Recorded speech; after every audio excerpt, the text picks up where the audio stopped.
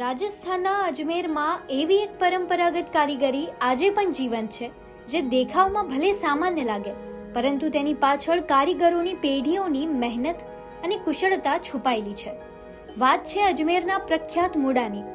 ગોળ આકારની આ હળવી બેઠક રાજસ્થાની પરંપરાગત ફર્નિચરની ઓળખનો એક ભાગ છે.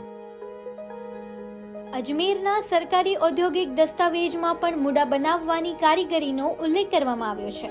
તેમાં જણાવ્યું છે કે અજમેરના મુડા રાજસ્થાનમાં જાણીતા છે અને તેમની હળવી સાથે મજબૂત બનાવટ, સારી ગુણવત્તા અને લાંબા સમય સુધી ચાલવાની ક્ષમતા તેની ખાસિયત છે. આ કામ સાથે અજમેરમાં ઘણા પરિવારો જોડાયેલા હોવાનું પણ સરકારી દસ્તાવેજમાં નોંધાયું છે. પરંપરાગત રીતે મુડા બનાવવા માટે મૂંજ અને રેડ્સ જેવી કુદરતી સામગ્રીનો ઉપયોગ થતો આવ્યો છે, જ્યારે સમય સાથે અજમેરના બજારમાં વાંસ અને કેનમાંથી બનતા મુડા પણ જોવા મળ્યા છે. मेरा नाम चांदमल। कमल जी, किस तरह का आइटम बना रहे हैं आप? ये मूंज वाली मुड्डी है साहब। और कितना प्रचलन है मुट्ठियों का? बहुत है, बरसों से है। कब से? देखो, मेरे देखते हुए मैं 13 वर्ष की उम्र से काम सीखना स्टार्ट किया था मैंने। जब से अब तक खूब चल रहा है ये धंधा। और कितने लोग बनाते हैं यहाँ पर ये? यहाँ 500 घर की बस्ती है साहब, जो बाबूगढ़ पे भी रहते हैं और यहाँ इधर उधर मोहल्ला भी है। कितने का आइटम होता है ये?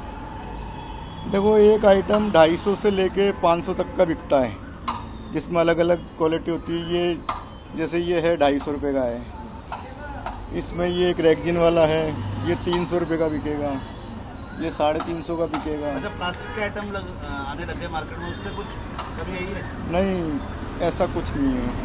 ये एक कला है, इसमें सुंदरता भी है, मजबूताई भी है समय भी लगता और क्वालिटी भी है। चलाऊ चीज़ है, कम से कम 10-10 साल चलते हैं ये, इसलिए इनका चलन कभी रुका नहीं है, बिकता ही रहता है ये। है। नाम बताओ। मेरा नाम चांदमल है। ये मुड्डा बन रहा है। और ये मुट्ठी कब से चली आ रही है? ये तो बरसों हो गए, हमको भी मालूम नहीं है कब से चली आ रही है। जैसे आप मार्केट में प्लास्टिक की चीज़ें आने लगी है, तो कुछ कमी आई है या? नहीं, कोई फर्क नहीं पड़ा। और किस तरह के आइटम बनते हैं मुट्ठी के अलावा? सारे मुड्डियाँ, मुड्डे, सोफे सब बनते हैं। और रेट की बात करें तो रेट सही है, मजदूरी बन जाती है कुल मिला के। कितने लोग काम करते हैं इसका? काम तो करते हैं, हजारों आदमी करते हैं। હવે વાત કરીએ કે આ નાનકડા મુડા આખરે બને છે કેવી રીતે. મુડા બનાવવાનું કામ કાચી સામગ્રી તૈયાર કરવાથી શરૂ થાય છે. વાંસ, રીડ્સ કે અન્ય સામગ્રીને યોગ્ય કદમાં કાપવામાં આવે છે અને તેને સાફ કરીને તૈયાર કરવામાં આવે છે. ત્યારબાદ કારીગર આ ટુકડાઓને ચોક્કસ રીતે ગોઠવીને મુડાનું ગોળ માળખું તૈયાર કરે છે. અહીં કારીગરનો અનુભવ ખૂબ મહત્વનો હોય છે, કારણ કે દરેક ટુકડો યોગ્ય જગ્યાએ ગોઠવવો પડે છે. માળખું તૈયાર થયા પછી તેને દોરીની મદદથી મજબૂત રીતે બાંધવામાં આવે છે અને ત્યારબાદ મુડાની બેઠકનું વણાટ શરૂ થાય છે. દોરીને એક પછી એક ગોઠવીને એવી રીતે વણવામાં આવે છે કે બેઠક મજબૂત પણ રહે અને તેના પર બેસવામાં આરામ પણ મળે.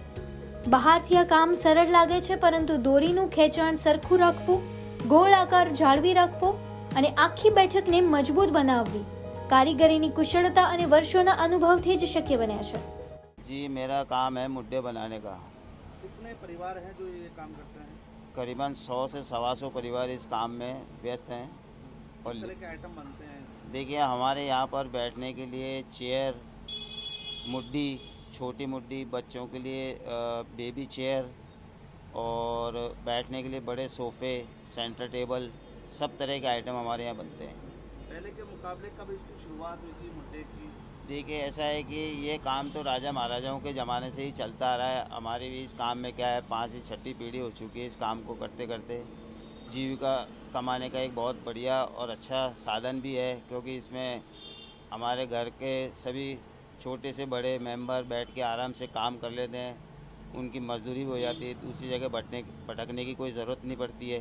और सबसे बड़ी बात तो क्या है कि हमारा जो ये आइटम है ना, बैठने के लिए सबके लिए है, बच्चों से लेके बड़ों से बुजुर्ग तक के लिए। और दूसरी बात क्या है, इसमें बैठने में बहुत कंफर्टनेस होती है, रखने में बहुत आरामदायक होता है, सहजता से इसको उठाया जा सकता है, रखा जा सकता है और किसी प्रकार की कोई हानि नहीं होती है। प्लास्टिक आइटम भी चलने लगे, उसकी वजह से कुछ कमी आई है? जी, प्लास्टिक आइटम चलने के समय थोड़ी बहुत इसमें गिरावट आई थी, लेकिन क्या है, जब लोगों ने प्लास्टिक को और दूसरी चीज़ों को इस्तेमाल किया तो उनको वो कंफर्टनेस नहीं मिली, तो उन्होंने फिर वापस से इसकी तरफ रुख किया, जिसकी वजह से क्या है कि इसका काम अब थोड़ा और अच्छे उस पर चल रहा है स्तर पे। अच्छा, पेमेंट बात करें कि मुर्गियों की प्राइस किस तरह से रहती है और कहाँ तक रहती है?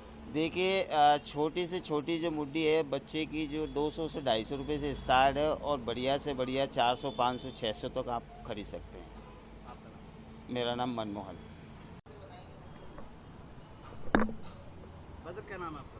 मेरा नाम है दुर्गा प्रसाद। दुर्गा जी, क्या बना रहे हैं, किस तरह का काम कर रहे मैं मुट्ठी बना रहा हूँ बैठने की छोटी। हैं?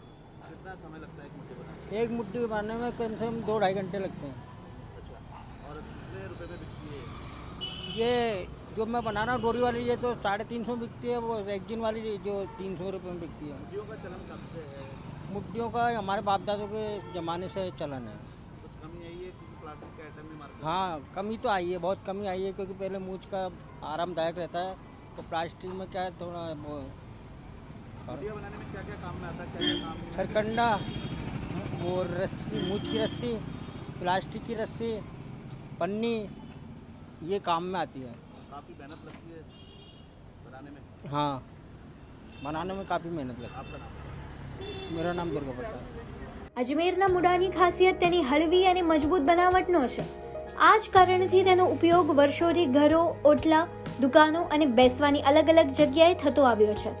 પરંતુ સમય બદલાયો છે અને તેની સાથે ફર્નિચરનું બજાર પણ બદલાયું છે. આજે ગ્રાહક પાસે પ્લાસ્ટિક, લોખંડ, લાકડા અને અન્ય આધુનિક સામગ્રીમાંથી બનેલા ફર્નિચરના અનેક વિકલ્પો છે. મોટા પ્રમાણમાં મશીનથી બનતી વસ્તુઓ ઝડપથી તૈયાર થાય છે અને અલગ અલગ કિંમતમાં સરળતાથી મળી જાય છે. તેની સામે હાલથી બનતા મૂડામાં કારીગરનો સમય, મહેનત અને અનુભવ જોડાયેલો હોય છે.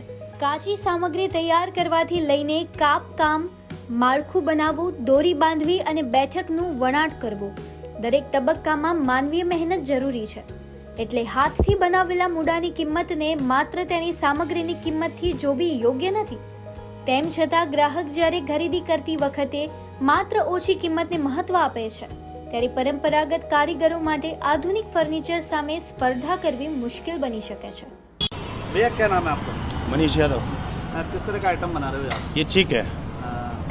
कितना समय लगता है और क्या काम में आता है बनाने में? ये बरसात, धूप, इन चीज़ों में काम में आता है।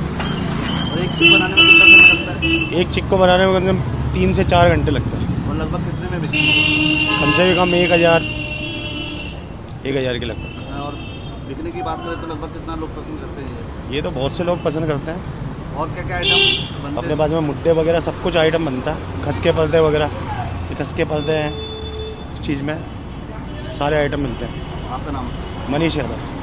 પરંતુ આ કારીગરીનું બજાર સંપૂર્ણપણે સમાપ્ત થયું નથી. આજે પણ અજમેરમાં વાંસના મૂડા, કેનના મૂડા અને મૂડા ખુરશીઓ બનાવવામાં અને વેચવામાં આવે છે. કેટલાક ઉત્પાદકો પોતાના ઉત્પાદનો ઓનલાઈન બજાર સુધી પણ પહોંચાડી રહ્યા છે. સાથે સાથે મૂડાની ડિઝાઇનમાં પણ બદલાવ જોવા મળે છે. પરંપરાગત ગોળ બેઠકવાળા મૂડા ઉપરાંત પીઠવાળી મૂડા ખુરશી અને અલગ અલગ ડિઝાઇનવાળા ઉત્પાદનો પણ બજારમાં જોવા મળે છે. એટલે કારીગરો પણ સમયની સાથે ગ્રાહકોની પસંદગી પ્રમાણે બદલાવ લાવવાનો પ્રયાસ કરી રહ્યા છે. આ કારીગરી સામે સૌથી મોટો સવાલ નવી પેઢીનો છે. મૂડા બનાવવાની ઘણી બાબતો પુસ્તકમાંથી શીખી શકાતી નથી. કયો ટુકડો ક્યાં ગોઠવવો, કેટલું વાળવું, દોરી કેટલી કસોટીથી બાંધવી અને બેઠક કેવી રીતે વણવી, આ બધું કામ કરતા કરતા શીખવામાં આવે છે. જો નવી પેઢીને આ કામમાંથી યોગ્ય આવક અને ભવિષ્યની તક ન દેખાય તો તેઓ બીજા વ્યવસાય તરફ વળી શકે છે અને તેની સાથે આ પરંપરાગત કૌશલ્ય પણ ધીમે ધીમે નબળું પડી શકે છે. જો કે મૂડાની કારીગરી માટે નવી તકો પણ છે. આજે લોકો કુદરતી સામગ્રી અને હાથથી બનાવેલી વસ્તુઓ તરફ ફરીથી આકર્ષાઈ રહ્યા છે. વાંસ અને કેનનું ફર્નિચર ઘર, બાલ્કની, બગીચા, કેફે અને રિસોર્ટ જેવી જગ્યાઓ માટે ઉપયોગી બની શકે છે. જો પરંપરાગત મૂડાને નવી ડિઝાઇન, નવા રંગો અને આજના સમયની જરૂરિયાત પ્રમાણે તૈયાર કરવામાં આવે તો તેને નવા ગ્રાહકો મળી શકે છે. સાથે સાથે ઓનલાઈન વેચાણ, નવા બજારો અને સીધા ગ્રાહકો સુધી પહોંચવાની તક કારીગરોને મળે તો આ કારીગરને નવી દિશા મળી શકે છે. કારણ કે અજમેરનો મૂડા માત્ર બેસવાની એક નાનકડી વસ્તુ નથી. તેની પાછળ કુદરતી સામગ્રી, કારીગરના હાથની મહેનત, વર્ષોનો અનુભવ અને પેઢીઓથી ચાલતી આવતી પરંપરા છે. બદલાતા બજારમાં હવે લડાઈ માત્ર મૂડા વેચવાની નથી, પરંતુ આ કારીગરીની ઓળખને જીવંત રાખવાની છે. અને જો પરંપરા સાથે નવી ડિઝાઇન, નવું બજાર અને નવી પેઢીને જોડવામાં આવે તો અજમેરનો આ પ્રખ્યાત મૂડા આવનારા સમયમાં પોતાની આગવી ઓળખ જાળવી શકે છે.